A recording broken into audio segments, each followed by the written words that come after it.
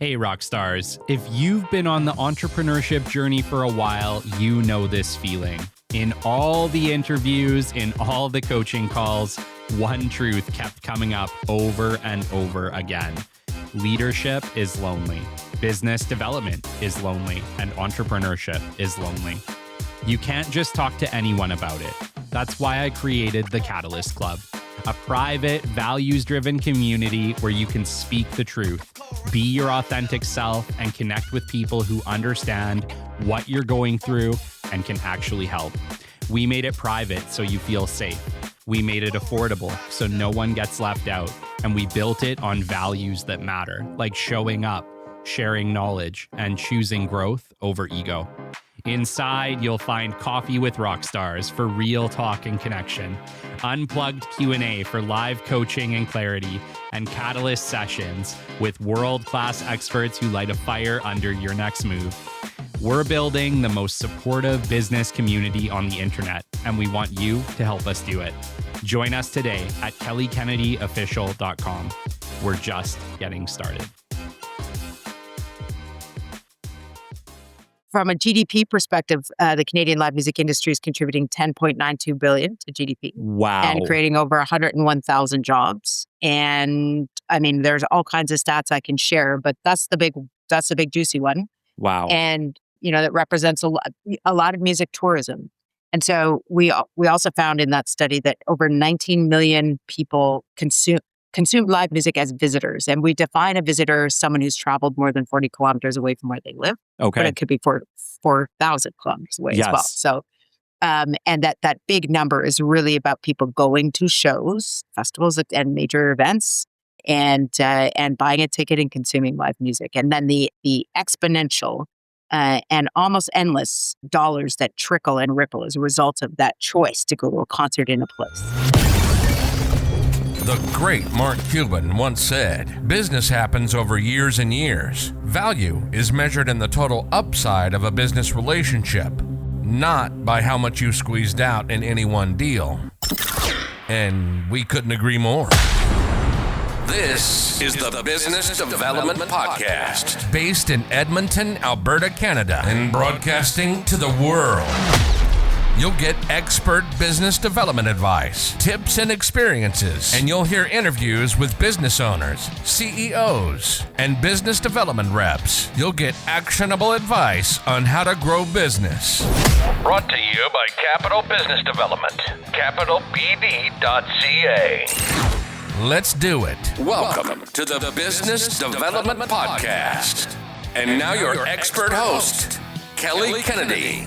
Hello. Welcome to episode 315 of the Business Development Podcast. And on this very special 3-year anniversary episode, it is my absolute pleasure to welcome to our stage Erin Benjamin. Erin is the president and CEO of the Canadian Live Music Association, and one of the most influential leaders shaping Canada's live music ecosystem. With more than 30 years in the industry, Erin's journey spans touring and recording as a singer-songwriter to becoming a national architect for live music policy, funding, and sustainability. Since joining the CLMA in 2014 as its CEO, she has helped guide the organization's transformational work, including Here and Now, the first ever economic impact study of Canada's live music industry, fundamentally changing how governments understand the sector's economic, cultural, and social value. What sets Erin apart is her ability to translate culture into credibility and advocacy into action. Her leadership helped unlock more than $70 million in first ever support through the Canada Music Fund, securing long-term recognition for a sector that has been historically overlooked. She is known for converting skeptics into partners and vision into systems that last. And when Jake Gold personally recommends someone, you pay attention. Erin Benjamin doesn't just champion live music. She builds the conditions that allow it to survive, scale, and matter. Erin, it is an honor and a privilege to welcome you to our show today. Wow, that was the best intro ever. Thank you. It's great to be here. Erin, it's so cool to have you here. And, for us, it's kind of a little birthday as well. It's actually our third birthday on the Business Development Podcast. So it's so cool to have you coinciding with that. That's so great. And what is there anything like dog years, and your dog turns 6, they're really 42, or is there podcast years? Like, I don't know. They just told me to keep showing up. Happy birthday. Thank you. Yeah, it's so cool. I love music. It's one of the things that I haven't talked enough about on this show. But, when I was in my 20s, my gosh, I used to probably go to like 15 or 20 bands a year. I think my record was 27 bands in 1 year, within Edmonton music scene. And yeah, I don't go as much now as a parent, but looking forward to when my kids are bigger so that I can. Yes, that day will come. Yes. No, I like I said, I love live music. I absolutely love it. It's probably one of my favorite things to do when I get the chance to do so. And I know so little about it. And really, I mentioned to you before the show, Jake Gold was our very first, anybody from the music industry, and he's quite the anybody from the music industry within Canada. But, we hadn't talked about it in like 300 episodes. It had never come up on the show. And yet it's such a large economic driver for every city, for every country on earth. And so, to have somebody like you to be able to just bring us into it, we don't know a lot, but we want to. Love that. And I'm excited to explore it with you today.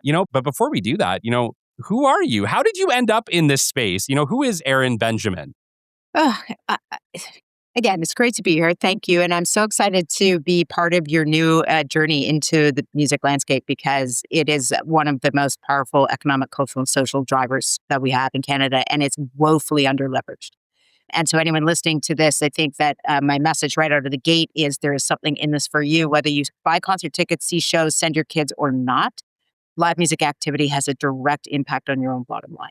So I'm looking forward to unpacking that. Erin Benjamin is much younger on the inside than she looks on the outside. Me too.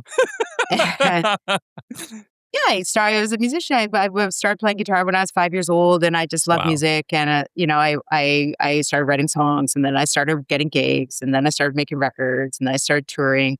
And very DIY. I guess I can say, although I didn't at the time, I was very entrepreneurial. I started my own record label. So this was in the early mid 90s. I coded my first website. I built myself. I coded my own website in 1994 when it took 3 days to upload an MP3. And for any listeners who don't know what an MP3 is, you can Google that. It was hilarious, over dial up and such. But I figured out how to get my music to radio stations around the world. I sent them one envelope at a time, walked myself to the post office, etc., and just started building a career that way, and eventually attracted a team and grew my performing career to a certain level.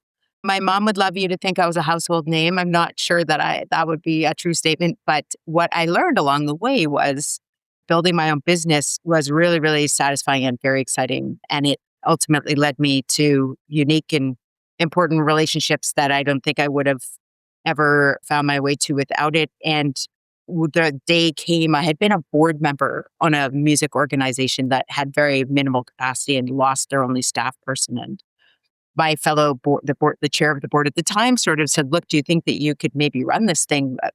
We just need an office manager for a couple days a week, and we have a bit of money in the bank, and maybe you could find more.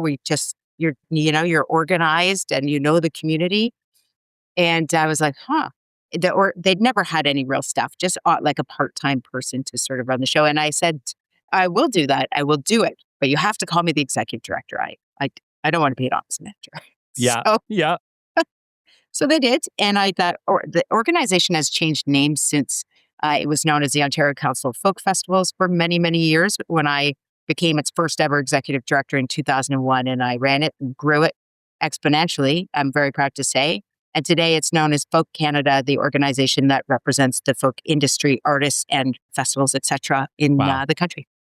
Well, and that's super cool because I know that in Edmonton, the Edmonton Folk Music Festival is probably one of our largest festivals every year. And so sounds like we have you to thank for it. Well, Terry Wickham, who is a friend and been running that festival for many years. I mean, what an incredible event and a great example. If we need one, we can come back to the Edmonton Folk Festival. It's a tremendous example of a lot of things I'm going to be talking about today. But I ended up as an association leader, and that I think I'm 30 years in now running associations in the music space, which is just mind melting to me. But I went on to run something called the Canadian Arts Presenting Association. It's now actually its name has changed too. They kept the acronym. It's the Canadian Performing Arts Association. And that organization represents multidisciplinary theaters and that ecosystem. So think of your National Arts Centers or Jubilee Hall or civic theaters in Vancouver, etc. And that was also an amazing experience and a side of the community that I didn't know as well. And it was during that time that I heard rumblings of a new association that someone was talking about creating. And I was like, whoa, we don't need more associations in this country. Holy moly. One thing we're really good at in the music industry is creating associations. We have a lot of them. Shockingly, though, there was not one for live music. And so I went to the people organizing who were starting this thing up. And I said, come and join us at Capicoa. That was the acronym of the organization I was running. Come and join us there. And they're like, you do not represent us. Well, we could, why don't we work together? Like save resources, combine resources. And they flatly refused. And they were right, because what this country dearly, sorely needed was a unique, independent, united voice for the live music sector, something that had never been done. In fact, many music organizations at the time and to this day did not ever represent live in any shape or form. So maybe the organizations I ran were festival specific and over in the nonprofit space, but in the commercial music industry, venues wouldn't typically be a member of their provincial association and so on. So I threw my hat into the ring when the job was posted, and I live in Ottawa, and they were certainly looking for someone in Toronto. I grew up in Toronto and lived there for, of course, many years, but now have relocated to Ottawa for the last 20 years. And they were not interested in someone from Ottawa, but I somehow convinced them. I think part of the Prime Minister lives in Ottawa, like it's like what we need to be doing is talking to government more. And that was my point. And here we have it. 12 years later, I, as the CEO of the Canadian Live Music Association, and it's been an incredible, the honor of my life to craft this organization and build it. And we have lots of challenges we're a small organization. Government funding is always, unpredictable at best. And we have a very diverse, complex industry sector to manage. So every day is a challenge. And, but what I know and have always known since I was an artist, since I was that 5-year-old kid learning, 4 strong winds on guitar, was that music mattered to me and making music mattered, but also connecting the dots for people who maybe couldn't articulate or didn't understand the power and potential of music. And that's obviously become my life's work. Like, what an incredible career. I know I was looking at your accolades before the show, and I'm just reading through all of them and just thinking how in the world does somebody do all of this in one lifetime? And you still got a lot of life left. It's incredible. It's an incredible career that you have had, Erin. And thank you for all the hard work you've done. And thank you for all the hard work you continue to do. I honestly, though, you talked about it. I think that the understanding of what it actually takes and the economic impact of the music industry is so completely misunderstood. Like I said, nobody has been able to talk about it on this show. I think, me and Jake got into it very briefly in his episode, but even then it was more so focused on music management. But talk to me a little bit about what is happening behind the stage. All we see is the stage and the flashy lights and these incredible shows that these artists are putting on. Talk to me a little bit about the business required to make all of that happen. What's going on behind the scenes? Well, it's an army of jobs, right? It's a lot of jobs, a lot of people getting paid to do those jobs. So if we want to break it down, you've got, depending on the scale and scope, you have any number of moving parts to put a show together, and bringing an artist into a market to build their career, or to if it's an artist who already has an audience, to to perform for those fans. And there's a whole ecosystem in our industry. So a lot of artists start in small venues, right? I did. And in fact, most artists do. They start somewhere, right? You've got your occasional YouTube phenomenon, but that's the 0.01%. Sure.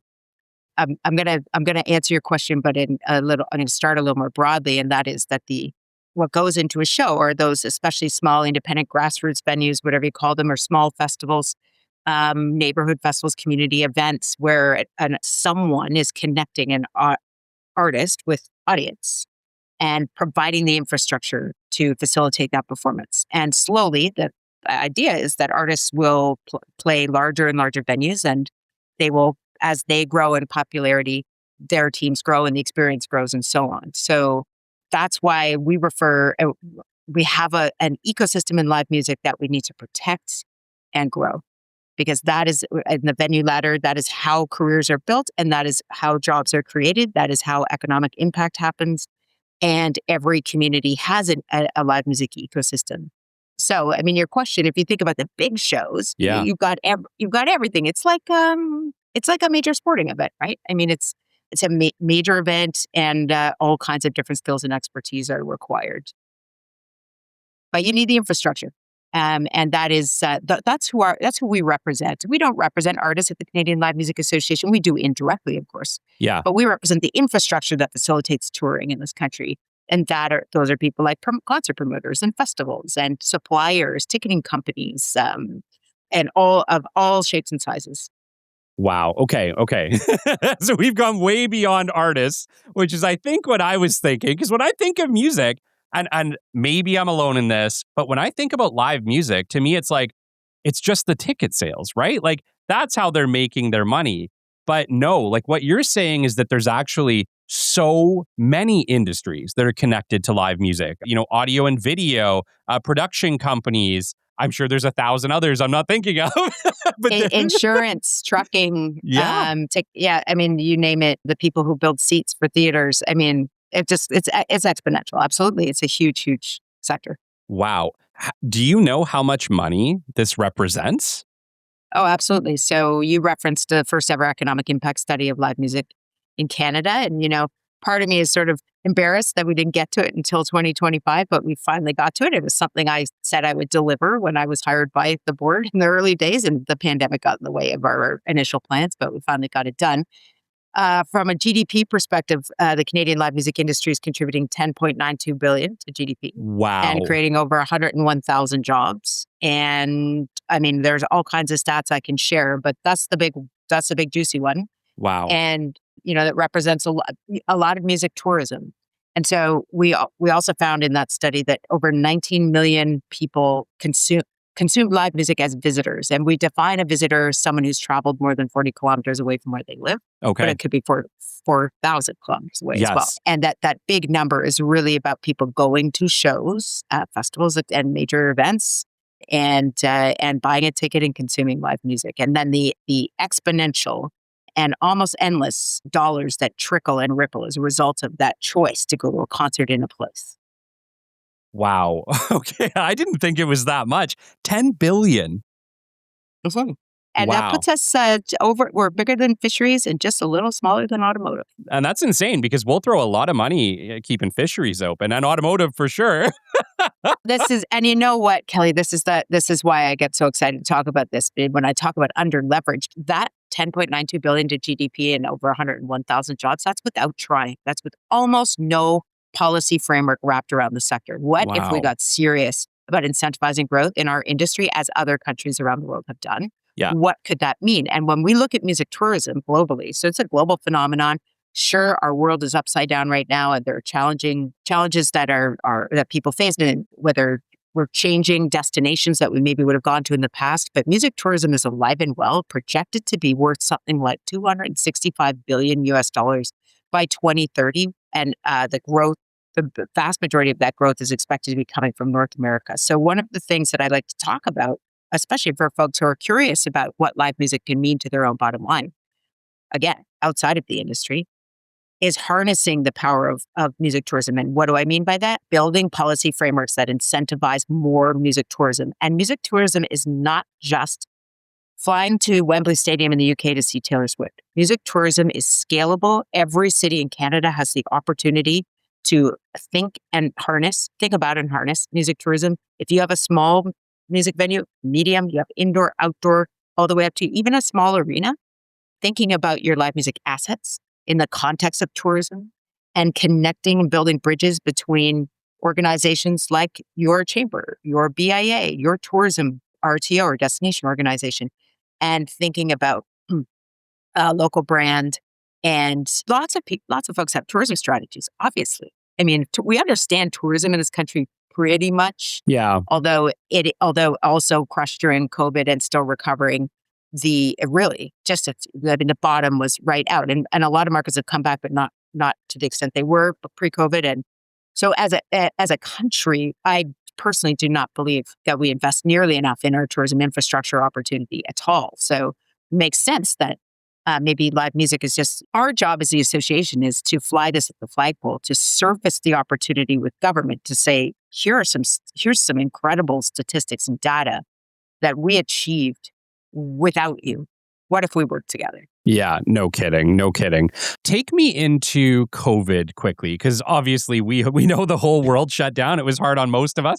This show came out of COVID. My entrepreneurship career came out of COVID. One door closed, another one opened, and it's amazing. I've met a lot of entrepreneurs who started in COVID. It's been an interesting kind of shift of things, but obviously we know that the whole world shut down. What did that mean for the live music industry? Well, I can talk about the Canadian live music industry, but I mean, it was certainly global. I was devastated. It was completely devastating. And one of the reasons I'm actually only 25, but I look 125 is because I lived COVID as the leader of Canada's live music sector. And it was a really, really challenging time, partly because my friends in an industry I've been in my entire career were suffering. It was very, very difficult. And it's funny, a lot of people don't want to talk about COVID anymore, right? But I think it's essential to understand where we've been, to know where we can the possibilities of where we're going and how we're going to get there.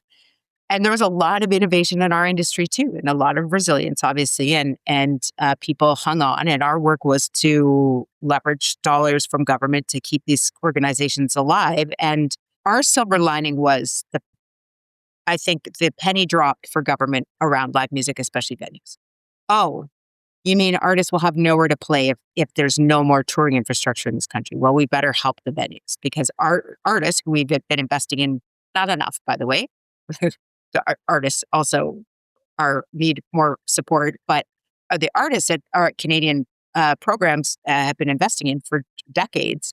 What is the point if they can't actually perform? So when we get the other side of this, we need some infrastructure intact. But we lost at least 85 primary live music venues across the country, and some of those have been reborn for sure. It is not an easy business to be in, a very cash business, especially at the smaller rungs of the venue ladder. Very thin margins, and tons of risk. So entrepreneurs like yourself and some of your listeners will totally understand the risk piece. And I could talk a lot about some of the outcomes of COVID as it relates to risk. What we had to do was hunker down and figure ourselves out, and then really get very intentional about how we were never going to let this happen to us again. Build a suit of armor. Should we ever be in a crisis like this? We were simply totally unprepared. I mean, sure. I wrote an op-ed for the Globe and Mail. I think it was published on March. I don't know. Yeah, but right, 2-3 weeks into COVID, and I basically said here with some recommendations that we were seeing. The UK was recommending immediate tax breaks to these types of hardest hit companies and so on, and because right away we knew how brutal it was going to be for these companies that had no safety net and no relationship with government. So you're a nonprofit, you have a relationship. You're used to being a client of a program. And I think that's true in other sectors as well. Certainly there are sectors of industry in Canada who receive government support in their commercial enterprise. But shockingly, it was one of the reasons we were founded was to change the narrative on this piece in particular. And COVID finally allowed us to do that. That was that there were no government programs for commercial live music enterprise to help them scale. Wow. And because we were just simply not identified as a legitimate small business or SME. And honestly, Kelly, I know it's like you're shaking your head. It's hard to believe. But so let me tell you something else about live music. And this is on us. And another reason why the association was created was, we need to mature as a sector. We need to work together. We need to understand where our common ground is and identify it and use it, or lose it, because we're not good at playing. We're competitive, territorial, proprietary entrepreneurs who don't like to share. And that has held us back. And so when the association started, it started slow. I mean, I was out there, as my old manager used to say, shaking hands and kissing babies, like basically begging people to join and saying, trust us, this is going to be something. And then COVID, thank God, we were in place because government they could turn to someone to speak for the sector. COVID taught Canada's live music industry that it is an industry, that they are part of a community, and that by working together, they can achieve goals. And that is the true triumph of the Canadian Live Music Association, and something I'm proud of, but it did take a global crisis to get us to that point. So, and the work continues, right? Yes, absolutely. How has the recovery been? Would you say that it's been linear? Are we back to pre-COVID levels? No, it's been wildly uneven. And even to the uneducated eye, this is obvious, right? So fans, okay, well, let's just talk about the disposable dollar in the fan wallet, right? Like that has shrunk. Yeah. And we know that fans have been, in the music space, fans have been prioritizing major experiences, like paying a high ticket price for an international tour, which is great. Like those artists are worth seeing. Those are once in a lifetime chances for some of us to see those artists. But the convergence of post-COVID inflation, a change of audience behavior, has meant that the recovery has been very uneven and incredibly difficult for small to mid-size operators, for sure, and it continues. So that's a challenge that we face every day. And again, like one of the things that I'm a broken record on is protecting the infrastructure. Those are spaces we simply cannot lose. Yeah. Yeah. So we're also trying to help our businesses skill up in terms of any deficiencies they may have on running a business, because a lot of people, and I should have said this sooner, because when I talk about our industry and how competitive it is and so on, a lot of folks, you don't go to university to learn how to be a promoter. You might be promoting shows while you're at university studying something else. But these are passionate humans who, in many, many cases, found themselves in the live music industry because they were so passionate about artists and music. So sometimes that means our business acumen is not necessarily lacking, but it's been learned differently. It's interesting. I had an email kind of conversation with Jake Gold, and we were talking about like how do we help the Canadian music industry? And I think I had made the comment where I said, well, like, oh, do we need more like Taylor Swift shows in Canada? And he said, no, we need to make more Taylor Swifts in Canada. Oh, that's classic, Jake. And I was like, okay, bring me into that. Bring me into that a little bit. What does it take to build a Taylor Swift? And why is Canada not doing more to do that? Well, look, Canada punches way above its weight with internationally recognized and beloved artists. Like we do. We are making those Taylor Swifts. We really are. Okay. And we're doing it really well. Now, there's always room for growth. I mean, I think that we need to continue to identify gaps and address them. Like, where's the opportunity? And it's not just about resources, but it also is about resources. I think that we should adopt a model in Canada. If it's made in Canada, it should be played in Canada. Canadians should know. You should know who the top 10 most successful Canadian international superstars are. And absolutely. You could probably get there right now. But everyone should know, and we should be proud of it. And to Jake's point, we should be building the careers of, look, right now in the geopolitical context of our immediate moment, the United States had been the premier destination. If you went to the United States, you were definitely going to be successful in Canada as a Canadian artist. And none of us, I've never liked that idea. I would like to be successful, and I would like our artists to be successful in Canada first. And so that, for some artists, that paradigm is completely flipped. And so, I think it would be wonderful if, to answer your question specifically, I would love to have a national Canadian music strategy. Yeah. I love that. I would like to call it a Canadian live music strategy, but I don't know, but we need a whole plan. We need a plan. We have think about technology, I don't know, healthcare, education, whatever the sector is, Yep. we tend to think in a much more formalized, strategic way. And I am here, the Canadian Live Music Association is here to say we are missing an opportunity. Here are here's the raw data here's the benchmark. So how do we grow the superstars, the Canadian superstars of tomorrow? We start taking this industry seriously. And how do we do that? I spend a lot of time talking to government, but I also spend a lot of time talking to the business community in this country about how we intersect and why understanding that intersection is so essential and powerful. So it isn't just about buying tickets to shows or seeing concerts. It's about understanding the role that our industry plays in your city or your community and the impact we're having without you at the table right now. Quick pause here, and thank you for tuning in and supporting the show. I want to recognize Hyperfab, a Canadian precision fabrication company built by the team behind Hypervac Technologies, supporting projects in both Canada and the United States. They focus on high-quality sheet metal, fast turnaround, and solving complex fabrication challenges when it matters most. Hyperfab is proud to be our title sponsor for 2026. Thanks for listening. Let's get back to the show. I mean, I love building relationships with business CEOs, whether it's be in the tech sector or whichever, and opening eyes to I think, people could say, why does live music matter in a city like Ottawa, where I live? I think people could answer the question, it makes the city a more energetic, interesting place to be, and you have more things to do at night.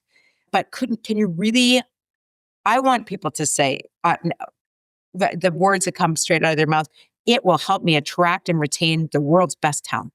I want the world's best talent here in Ottawa. Yeah.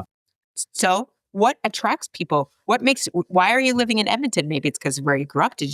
I grew up here. I love Edmonton, by the way. Yeah. But we want to create cities where people want to live, work, play, and stay.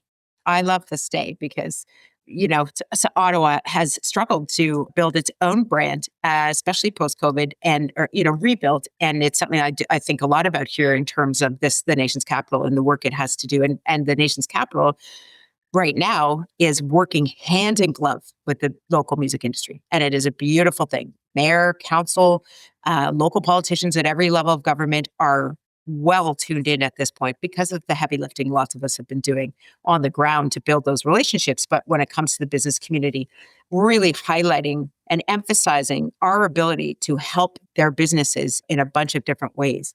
Everybody wins when concert activity increases. Because, Kelly, when I go to a concert, I'm also spending money on the Uber. Maybe I flew in. Maybe I'm staying at a hotel. I'm eating at a local restaurant. That chain of spending impacts broadly. And so it impacts quality of life here. And if everyone is prospering because of that concert dollar or those concert dollars, incentivizing that increase, it's not even necessarily better for our members to put on more shows. They're going to put on the shows. But what if they were incentivized to add a number of shows to their, let's say they do 5 shows, they could do 7 shows. All of the other businesses who win as a result of that concert activity, their bottom line gets better. This is a very simple narrative that I enjoy sharing. It's a business community. I want to go back to that because I think that's powerful. And I want to talk specifically about how you grew those relationships within, the Council of Ottawa, because I think that is scalable across this entire country. And it's actually maybe one of the main things we should be talking about on this show is how do we get more cities on board with this? And the reason being is that I have a lot of friends who are in fairly high places within Edmonton whose job is to try to attract more international or what you would call, out-of-towners to Edmonton. And, for our international listeners, Edmonton can be quite cold. It's a beautiful city in the spring and summer. We're, hours from the mountains, so it's a beautiful destination. But in the middle of winter, January, February, late December, it is freezing. And to convince people to come to Edmonton, even for a conference or a trade show, can be really, really hard. And so these cities need to be thinking, what can we be doing to attract more people? And honestly, I can't really think of a better thing than live music. Yeah, for sure. And look, Totally agree. And Edmonton, having been to Edmonton many times, also in the winter, it is just a stunningly beautiful city, a great city. Same with Calgary and other places in Alberta. Look, there are cities across Canada who are really investing in this work. It's very impressive. They're building things like music strategies municipally. They're identifying music as a priority. They're integrating the notion of music and live events into things like strategic plans through tourism and ECDEV, economic development, and so on. They're relocating music funding out of parks and rec or culture and into economic development, which is a hugely important change. But for cities that aren't doing that, I mean, again, it's something that we talk to cities as often as we can about the opportunity to recognize. There are many examples from around the world of what happens when you start to harness your local live music ecology and economy. And it's not rocket science, and it doesn't cost a ton of money. Look at the city of Mississauga, just outside of Toronto. They have an amazing team dedicated to building up their music industry, and they've done it slowly over time. And I think it was maybe hard to convince some folks, and they went out and did their own economic impact study. They just announced this week or last week that they have a live music funding program that's now made permanent. It was a pilot. I could give so many examples of different Canadian cities doing really important integral work that isn't all moving mountains. Sometimes it's just one piece of policy at a time that really makes this difference. And before you know it, city like Mississauga is becoming recognized for its music industry. And that is great because sometimes cities, and I think your point about Edmonton, like sometimes cities need every advantage they can get, especially in a post-COVID world. So there's lots that municipal leaders can lean into out there on the internet around building music cities. In fact, there's a Music Cities conference coming to Calgary later in fall. Will be amazing. And certainly in Alberta, there's an initiative called West Anthem, spearheaded in part by Andrew Mosker at the Canadian Music Centre. Andrew Mosker, amazing guy, and lots of people doing this work in Alberta to connect, especially Calgary and Edmonton, through better music strategy. Well, that's amazing. I will be tagging that Canadian Music Conference to see if we can get some more people to it, especially if it's right in our backyard. We love Calgary, except for when we're hockey rivals. But other than that, we love them. No, it's National Music Center. Sorry, Andrew. Oh my gosh. National Music Center. Okay, cool. That's amazing. That's amazing. I guess I don't know enough about it with regards to what those conversations or what the conversations are happening in town council when they are discussing what are we doing to attract more people to this city. I imagine it's, a very critical conversation that happens every year. But I'll be honest, Edmonton hasn't had a whole lot of new in a long time. I do have to say Rogers Arena is beautiful. It really is. I would say that investment was worth every penny. It's gorgeous. We love seeing concerts there. The food is a little expensive. Other than that, it's great. And you're going to have your new ice district. Yeah, well, that's it. They're building it all around and it's going to revitalize downtown. It already is. It's amazing. But is it enough? And I think maybe that's my question to you. Is it enough to just build a stadium? If you build it, will people come? Or does there need to be a lot more? I would love to see many other perspectives at that table asking that same question. Like, okay, now we've got the infrastructure, right? It all starts with infrastructure and great artists and people to do those jobs that we were talking about. But how does it connect to tourism? How does it connect to economic development of the region? And in order to solve that or answer that question, it would mean putting music people at tables where they've never been. So I'm a big proponent of making sure that here in Ottawa, for example, we have an organization, arm's length from the city called Invest Ottawa, whose job it is to encourage tech startups to come and relocate here to the nation's capital. And they are working with music people as well, just to have that perspective at the table. What should we be thinking of? What don't we know? Same with the Board of Trade here and tourism to a certain extent. And so that opportunity exists and should be realized because when we have people who know, whether it's from the Oilers Entertainment Group or the Edmonton Folk Festival, there really is the nonprofit space in the commercial space, and bringing those spaces together can sometimes cause friction, but also super important to understand that ecosystem and what the local assets are. But when you plug music people into a conversation about economic development or regional development, you get a perspective you probably haven't ever had. So to your point, is it enough? It's a great start. And of course, I mean, you look, who's not going to come and watch an Oilers game, right? Yeah. But But there is more that we can be doing in terms of harnessing a much bigger picture. And I believe that music tourism, the notion of music tourism and the potential there should be the driving force behind it. Well, I think what else is kind of interesting is that, like, yeah, we have Rogers and we have the River Cree Casino just outside of town that plays a lot of live events. But like, my favorite place to see music in the city used to be the Shaw Conference Center. And it was kind of right on the river valley. It was kind of a double level and it was really intimate. You know, you'd maybe have 1,000 people in a venue, but you could walk right up to the stage. Like, some of my favorite concerts I've ever heard were there. And I don't know whether that's just a change of ownership. I know there's kind of some shakeups. It's renamed. I think it's like the Edmonton Events Center now, or Edmonton Convention. It's not, I don't know, something like that.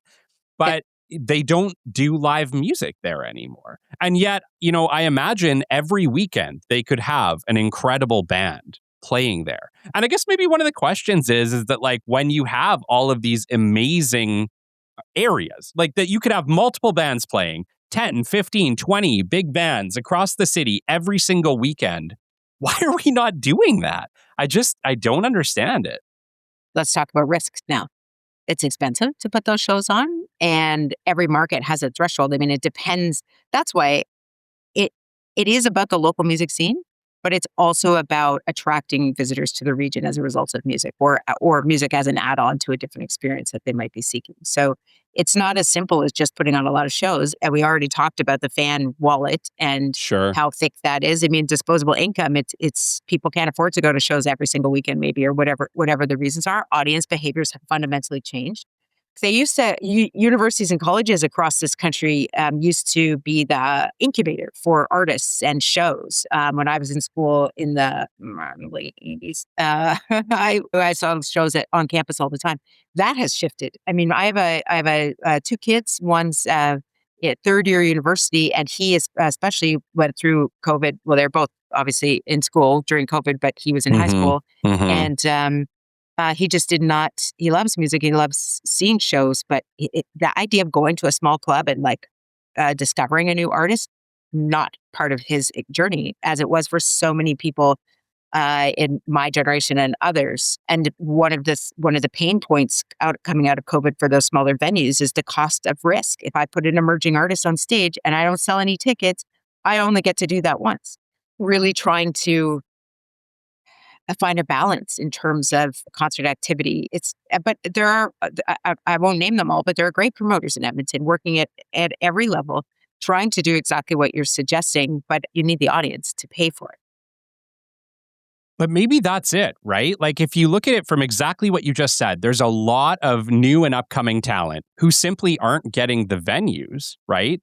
And yet there's a bunch of people who don't have the big dollars to spend on the Kisses of the world. Exactly. So how do we get those fans back into the small clubs to discover tomorrow's great star? That should be the focus, shouldn't it? I think you'd have to ask Canadians that question, because like audience behavior, in not all, but many respects, has fundamentally changed post-COVID. We're less likely to go out and out late. Like, a lot of these shows start late, and some people have tried early shows or afternoon shows. We're drinking less. And that is this could be another podcast day, but the business model built on alcohol, it is built on alcohol bar sales, for sure. So and audiences are buying later. So they're waiting. Am I going to be sick? Am I going to be too tired? Do I really want to go? And so for smaller clubs and spaces where those emerging artists would perform, you put that in a blender, and what you have is risk. And sometimes it's too much risk. That's why government programs matter, and something that we've been advocating for. It happened. Our members saw emergency dollars and then some programming through the federal government to support risk-taking in concert promotion. And then that program went away, and now we're working really hard to hope that it comes back, and having conversations with government to say, here's why this program is so important. So I've got my fingers crossed that we might see it reemerge. And be accessible to the types of promoters and festivals that would enable them to take more artistic risks, so we don't lose even more emerging artists. So it's complex. It's complicated. And look, when I talk about the bigger picture around music tourism, I want to get businesses and government excited about the power and potential, but I'm always very careful to talk about infrastructure and venue ladders, so that we need a realistic view on how it's working today. It's not as simple as telling fans to buy more tickets. It just isn't. We do need to incentivize people to get more, to rediscover amazing artists. And I'm not sure I know the answer on how to do that. Sometimes they'll come out, sometimes they won't. And that is, we're seeing there's no consistency in Canadian markets. Every market seems to have a certain amount of ongoing upheaval. Like, so in other words, like Vancouver is not necessarily getting it more right than Montreal. But look, I want to say too, I've been to a ton of shows lately in Montreal, Toronto, and Ottawa, and they're all packed. Yeah. And a lot of them are sold out, and that's incredible. So I don't want to give anyone the impression that no one is going to shows and no one's going to discovery shows. They are. Maybe not like they were. And it's just something to keep top of mind as we ideate around the power of live music and how we, again, intersect with other segments of the Canadian economy. Okay, let's talk about the incentive or that de-risking. Talk to me about your conversations with government. You obviously helped secure over $70 million with the Canadian Music Fund. Congratulations. Was that the first time that the music industry has received government support like that? So no, live music. Okay. So it was the first time the commercial side of live music had ever seen anything. This was emergency support during COVID. And, yeah. But what was incredible for me, and it was actually quite a memorable day in my career, was when I think it was a 2022 federal budget came out, and the words live music venues were in the budget. Yeah. And it was I get emotional just thinking about it because it was it's amazing. Those little words. It was a lot of work to get there. Yeah, I bet. And it was so important that it was there. And it meant so much to so many people, not just the proprietors of those businesses, but to artists and their fans, like to have some hope that infrastructure would survive. And honestly, I would just get full of shivers every time I think about it. It was such an incredible day. It's amazing. But our conversations with government are very much like the one I'm having with you today, which is like, here's what we're doing without any policy, none, but very little. Here's what we know about global music tourism. Here's what we know about other markets and countries and how they build their live music sector with the different policy suites of programs or integrated policy with other sectors, et cetera. And here is the opportunity on the table. Do you want to walk away from, it's low hanging fruit. And it's not, I always say the money that comes to the live music or the music industry generally is like a rounding error in a budget estimate. We're not talking billions of dollars here. Yeah. And so the financial cost to government is very low comparatively. And the ROI is the magnitude of the ROI is exponential. And we've proved that. And there are many lanes in the music industry. So some are funded through the Canada Music Fund regularly, record labels and the artists who make the music, et cetera. And this one lane of live music that had been sort of left out. And again, I'll go back to the reason we were founded in the first place was to change that. And we had this great success through COVID, and we had one iteration of a program for promoters, and then it went away again. And we had to start all over with government about what's changed. Oh well, everything's very expensive, for lots of competition for the dollar. But look, I'm a singer-songwriter. I'm not an economist, but I've learned a lot about economics along the way. And to me, I'll say it again, the ROI of the investment in the live music sector, everybody wins, especially Canadian artists and their fans. Yeah, we try to convince government. We make strong, powerful arguments to government that their investment will increase. We're not talking about handouts. And this is really important. We're not talking about saving companies to survive. We're talking about helping companies thrive and scale up. There's a big difference. I believe that there's a lot of stigma around sort of arts and culture in Canada, and that we're always here at the door with our hands out and funding business models that simply don't work. That is not the case for the vast majority of people who work in the industry. They've just never really had the same opportunity as other sectors. And if we could just see them for what they are, full of opportunity and potential, then we just need to shift our mindset and we will all reap the rewards. Well, it sounds to me from this conversation that the impact is so wide, right? Like you said, right down to the trucking and shipping industry, right? Like we need to think beyond just ticket sales. I think that's kind of where I want to go with this, is that it's so big that it absolutely should be invested in, and the impact would be far and wide. And it would just take a couple of trials, a couple of tests. We can check the math, but I think you're right. I think it would be exponential. Oh, absolutely. And other countries have figured it out. So that the evidence is there. It's just look. The Canadian Live Music Association is only 12 years old, and some of our sister associations in the space are like 60. Wow. So we're trying to set our own policy agenda. It just takes time, and government moves slowly. And I mean, we're far too small an organization. If I had a team of 10 folks doing the advocacy work, I think we'd make more ground. And I wrestle with that all the time. I wish we could be doing more, but that will always be the case. Whether I had 10, 20, then I'd want 30. But the reality is it's a relatively new conversation in this country to talk, Yeah. to get really serious and intentional about what live music can do for the economy. So I think we've made great progress. And unfortunately, it took something like COVID to really, really amplify and the what the sector does for artists and beyond. But we're making progress. What I can say, Erin, is that nearly every city has a destination marketing hotels group. And their whole job is to try to get more people to come to the city. So you want to get a bunch of people who are aligned with the same goal. They might be a great organization in every city to reach out to.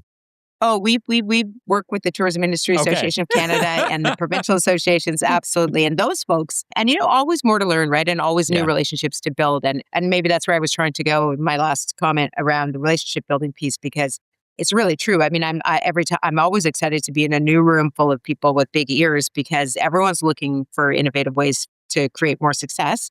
And the tourism sector writ large is, for the most part, fully woke to the opportunity, right? Yeah. I think that they need other authorizers in their food chain to recognize that as well, like a municipality and so on. But the tourism folks, we worked during COVID. We had a coalition called the Hardest Hit Coalition, and it was led by the Hotel Association of Canada, the Tourism Industry Association of Canada, and some others. And we were on the leadership committee there, making sure that we were working together as much as possible. So an amazing industry unto itself. And but yeah, lots of common ground there for sure. Yeah, well, that's it, right? It's like, obviously we're one person a lot of the time trying to drive some big goals. We need some partners. Always. There's a lot of people with a lot of reason to get more music in their cities. Yeah, totally. No, this has been absolutely amazing, Erin. Thank you so much for such a great conversation today. Take us into the Canadian Live Music Association. One of the things I wanted to do is just maybe better understand what it is, once again, reiterate, and then tell us how businesses can help you. How can we help bring more music to our cities? And obviously, all the benefits that come along with that, not just for us, but our employees as well. Yeah. Well, I so appreciate that question, because it is all about relationships, right? And the live music sector has not been terribly good as a whole in building relationships with, I like to call them the unusual suspects. So we need to be meeting with the unusual suspects on the regular and be sticking out our hand and shaking the other, like getting to know folks and saying, who are you and how can we help? And then we get that back. Great example is a program that we run. In fact, we've got one coming up at the end of February 24th in Vancouver. We have a program called The Next Stage, and that is a sort of an invite-only curated B2B networking event where we invite CEOs from outside the music industry and senior leadership to come and network with the music industry locally, just to often we haven't met each other. Yeah. And I know firsthand that no matter what you do, if I meet you and I like you and you feel the same, chances are we have way more chance to work together, right? If we didn't know each other, Absolutely. we don't know each other. Like opportunities are all around us. We just have to. The more relationships we have, the more options we're creating for ourselves. So the goal of this program and the philosophy of the association is to go out and meet with business leadership to build those relationships, and then the outcomes will be partnerships and collaborations, and also a deepening awareness and understanding of, I said it 10 times already, the intersectionality of our world and yours.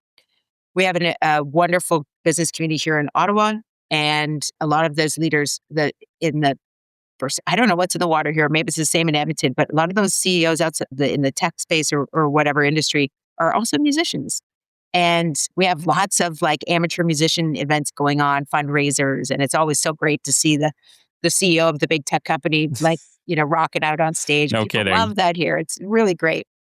And that helps to emphasize the power of music for people who are not inside the professional industry itself.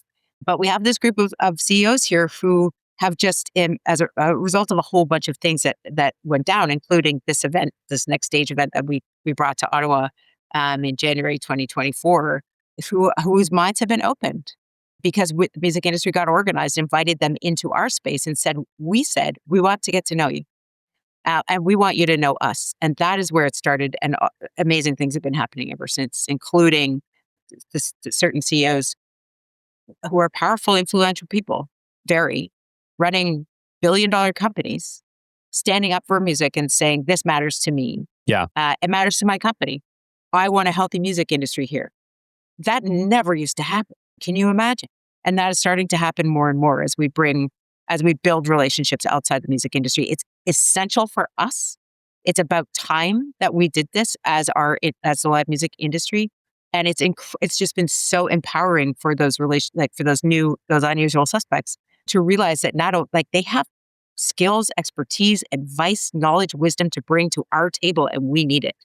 And we glam up their town with some great tunes. I look at all of the events that happen in this city every year that millions of dollars of investment, corporate investment, have gone into trade shows, conferences, you name it. My gosh, those people would also love to invest in live music if the event was a live music event. It's marketing, and it's great marketing, and it's supporting something they believe in. Are investment opportunities like that available? Yeah. Sometimes, I think. Yeah, I mean, thinking outside the box in terms of partnerships is always great. Yeah, definitely. Sorry, Yeah, this is okay. the answer is simple. Yes. Yeah, because, I guess all I'm kind of suggesting here is that I see a lot of opportunities to invest in conferences, right? But I don't think I've ever received an email that said there's a live music event coming to Edmonton or Toronto or Vancouver, and we're looking for partners. We're looking for sponsors. My gosh, like that money's allocated one way or another with a lot of these big organizations. Let's get it going to music. Yeah, a lot of those events hire artists to perform, if that's what you mean, and would pay them, and yeah. Yeah, but I guess maybe what I'm kind of considering is that, for instance, we have the Edmonton Comedy Festival, and we have some of the best names on earth come to Edmonton. And I know that there's investment in that. I know that the tourism industry is very much behind it. I'm thinking, man, could we not have corporate concerts? Maybe it's called corporate concerts. That would just be so awesome. Yeah, I mean, I don't know. I think maybe they have general AGMs or Christmas parties or whatever it is. Where I think that's already happening to a certain extent. But I know what you're saying. Like, there's a lot of opportunity in every city in this country to build those relationships, and then all kinds of good stuff comes when we realize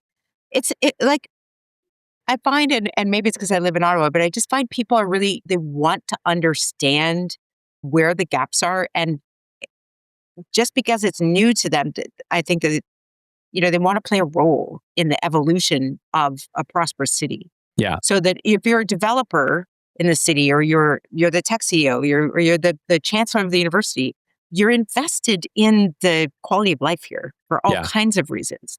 And so building those partnerships makes sense. And if you're the development community in Ottawa, also amazing. Really, sometimes they're building the infrastructure that we need, or that we use, or that we will use, and having actual human relationships with people in the music industry is kind of new. Totally. So it changes the game a bit. And again, having music people at tables informing.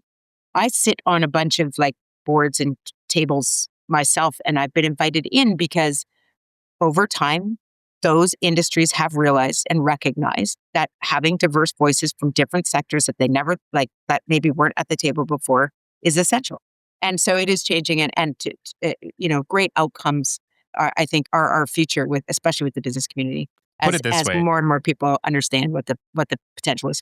I've been to way too many conferences, and many of them are insanely boring, Erin. And I get we're there to work. I get we're there to network and stuff, but my gosh, they could all use a concert or two. Wow, absolutely. I'm all over that. I feel like that's the new phase. We should make sure that every conference, minimum requirement, they have at least one live band. I'm with you. I agree. Erin, this has been absolutely incredible. Thank you so much for your time today, bringing us in your incredible work, improving the Canadian music industry, speaking up and helping it stay vibrant and helping it grow. And I'm excited to see what you do. This is an incredible introduction. Just a big thank you to Jake Gould for making it. Love the music industry, love the work you're doing.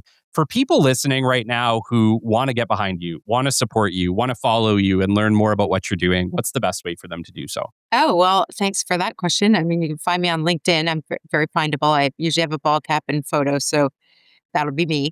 But also CanadianLiveMusic.ca is our website. We've just launched a huge climate program project. It's called the Climate Contingency Roadmap. Really interesting work about helping, especially outdoor music events, adapt to climate change. There's all kinds of interesting things we've got going on that website, so you can take a look. And then, Okay. I'm super findable on social media for sure. Amazing. I'll make sure that all the websites are linked up. And then last but not least, I just want to make one more call here because I love Canada. I love our music industry. Like I said, there were years I went to 27 concerts. Like I used to really go for it. I love that. It's awesome. Are there other ways the business community can help you? Is there any investment options or collaborations that you might be looking for? Just one last call before we wrap it up today. Well, look, I mean, you're kicking the door down for me. I appreciate it, but I would look if we're always looking for investment in projects, and Okay. in fact, we have business leaders investing in the climate project I just mentioned because they're personal friends of mine, and I reached out and said, "This is good for everybody. What do you think?" And they were all in, which is amazing. So those opportunities are definitely like they exist. So by all means, if anyone's listening, you want to get involved as a sponsor of something specific, let's talk. But more broadly, I would say just do a scan of your local community and see if you have an innate understanding of what exists in terms of your local live music ecosystem and infrastructure and how they're doing and and just ask yourself, like, is this making my life more prosperous? Is my quality of life increased because they're here? And start asking some of those basic questions to get your head around what you're dealing with in your own market. And then I would challenge you to identify a local music leader who's running your local festival, who's got the venue in town. Hopefully there's more than one venue. Who's booking the theater, the arena? Is there a local music association? And I'm not just talking about artists. The artist stuff is a little easier to find because a lot of associations that exist in service of artists. But it's the folks we have a directory on our website. You can take a look at the kinds of people I'm talking about. But those are the people who are running businesses on the ground in your city and maybe getting to know who they are as a starting place. And then I would say one more thing, Kelly, and that is if you're a member of your chamber or business BIA or whatever it is, I would challenge the leadership of those organizations I would say, how do we have music folks represented in our networking, in our economic events? Are we talking to the local music industry? If not, we need to start.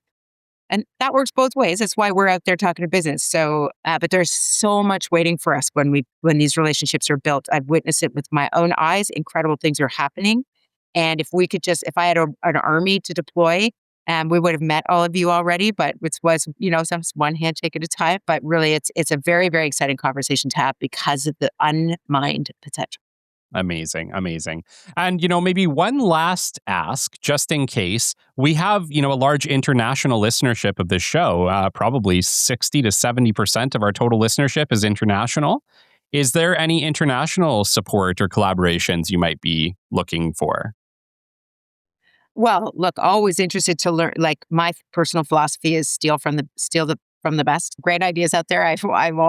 We could use not just ideas, but like getting to know why this conversation is interesting to you is interesting to us, if that makes sense. So I don't think I could say from an investment perspective necessarily, but I would say that if you have a great best practice or an idea or an example of something you've seen work, or you're just interested in learning more, like by all means, reach out, because I do think that business leadership has, we're all privileged to be able to have these kinds of conversations. It is our responsibility to see the world through a new lens, especially today. And if we're not building strategic partnerships with the people who are laser focused on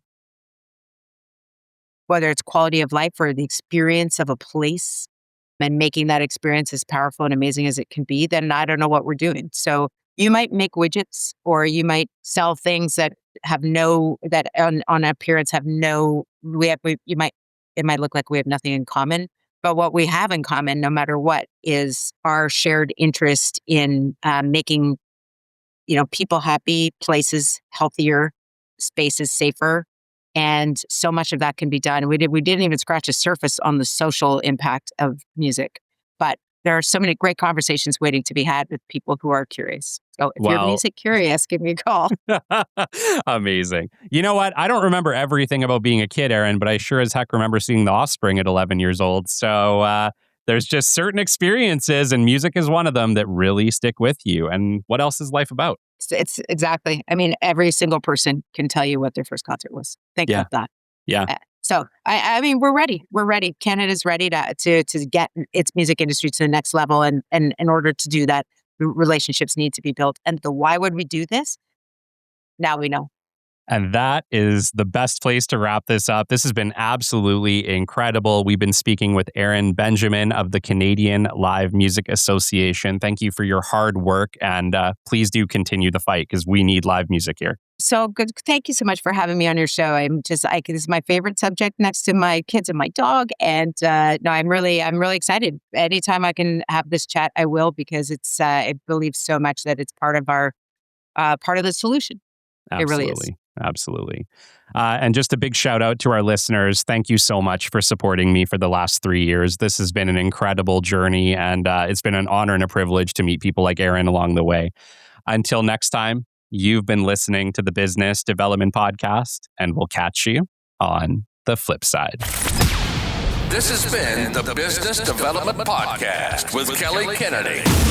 Kelly has 15 years in sales and business development experience within the Alberta oil and gas industry, and founded his own business development firm in 2020. His passion and his specialization is in customer relationship generation and business development. The show is brought to you by Capital Business Development, your business development specialists. For more, we invite you to the website at www.capitalbd.ca. See you next time on the Business Development Podcast.